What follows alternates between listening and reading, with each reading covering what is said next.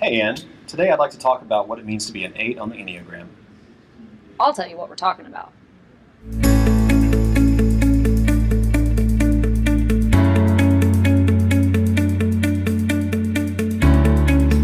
Hey kids, Jeremy Celestine here with my friend Ann Molkup, and we are talking about the number 8 on the Enneagram and what it means to be an 8, how we process it, how we can be transformed by it. Last week we started with just an overview about what the Enneagram is and how it is a useful tool in our spiritual formation. And today we start working through the numbers. And Ann, you are a self-diagnosed 8, are you not? I am. So tell me what it was like to come to the conclusion, first of all, that you were an 8.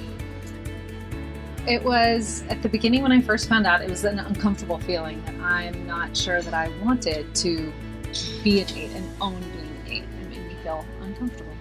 Now, the book that we're reading it comes to the conclusion or sets the premise that you settle on your number between the ages of 9 to 12.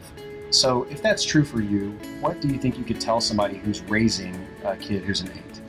For me, when I was a child around that age, and even younger, I remember my parents describing me as being independent, bossy, aloof.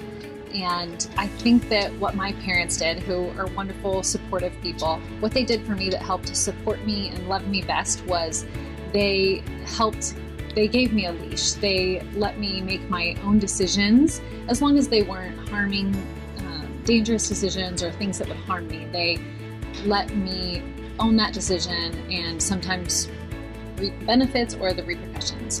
Another thing that parents could do is that they could allow their children to be emotional, but give them space.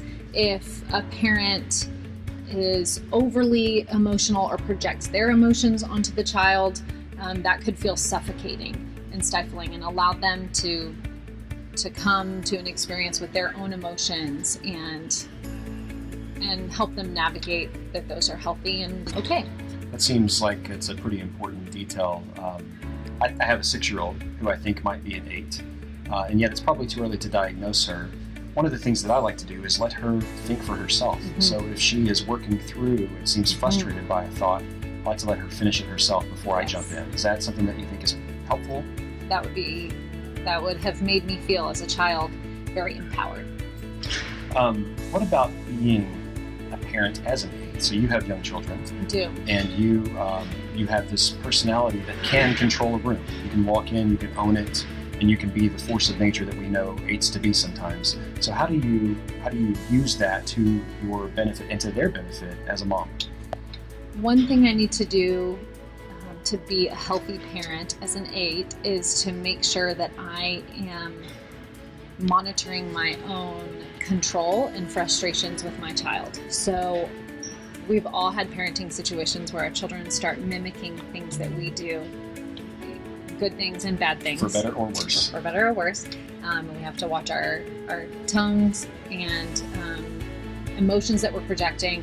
And for me, I need to make sure that I'm not exhibiting anger or frustration in a negative way that my child will pick up. Talking about our anger, labeling it is a good thing that I want to model for my child, but I don't want him to be violent. I don't want him to throw things in anger, which he has seen me do, a toy, or I want him to, both of my children, but specifically for my 2.5-year-old who has begun to mimic everything that I do, I want him to be able to feel an emotion and assess it and then calmly work through it. We talked about how easily accessible anger can be for an 8, and in fact for that 8-9-1 triad. Do you find that you have been able to master that, and what do you do if you can't control it and you can't harness it at the moment? Do you just walk away from it? How does that work? No, I haven't mastered it. I think that's an ongoing process as we go through life. It takes reflection and prayer and asking God's help to I often pray and ask for help in the moment, or for me to be able to sense something that's going to be a trigger for me as it's approaching, so that I can step away from a situation. And there have been times where something's frustrating for me. If I'm not able to control the situation with my son, decisions that he is making or asserting myself in something that I really want him to do.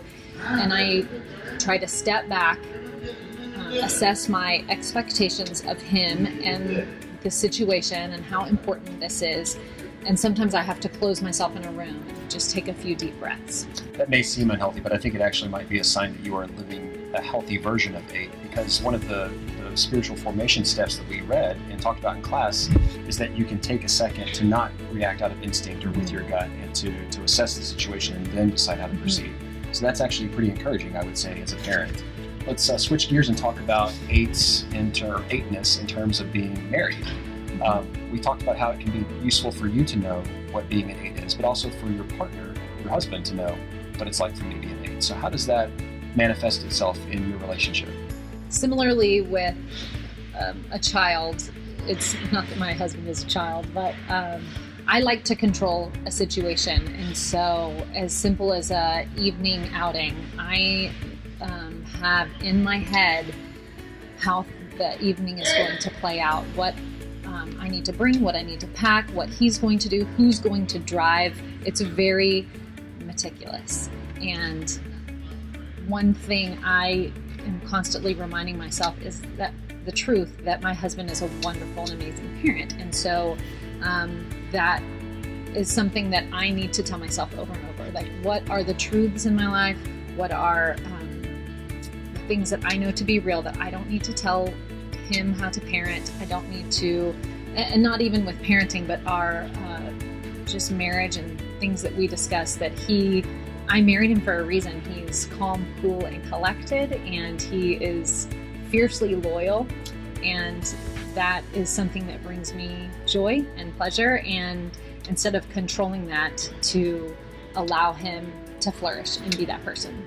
And I think that can also allow you to flourish, because an 8 is, at least according to the book, not someone who is vulnerable easily. And of course, with your marriage partner, you want to be as vulnerable as you can be. And I think that's a good sign. It's probably some good advice for people who think they might be 8s, is to just tear down the walls and let yourself be who you really are deep down. That's a powerful message. Any other thoughts on 8ness that you think that we should pass along? Lessons that you maybe learned from the conversation today?